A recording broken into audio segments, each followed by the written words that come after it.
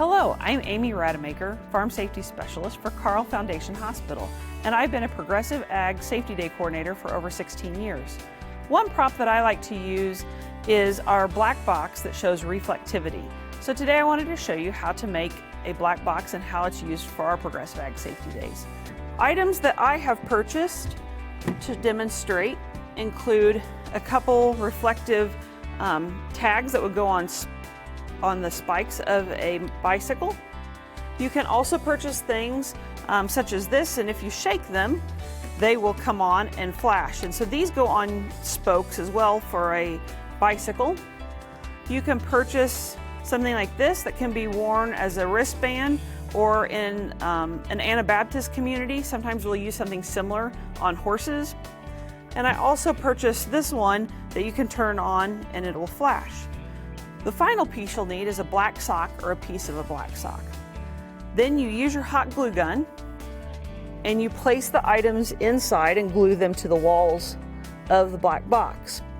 Now, items such as this that have batteries, I usually just turn them on and then I'll set them inside. And you can do the same thing with the little pods that go on spikes of a bicycle as well. But then I set them like this, and I'll have a student come up, I'll have them sit in a chair, and I'll explain that they actually are old enough to drive. I need them to pretend that they're old enough to drive. And then I'll say, when we're learning to become good drivers, we need to understand how to look at different things constantly. We never are looking down the road for any extended period of time or anything for an extended period of time. Only about 3 seconds do you ever look at something as you're driving. So then, after they've had a chance to look in the box, I'll ask them what they've seen.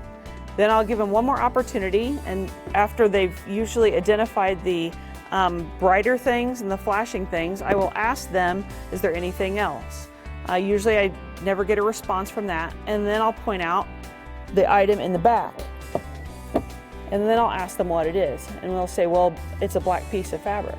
And I ask why they didn't see it to begin with. And usually they can relate, well, everything else is black and I didn't notice it. Then I show all the kids, because every single child is going to want to see, what does this look like? And obviously after the first child, everyone will see that black sock.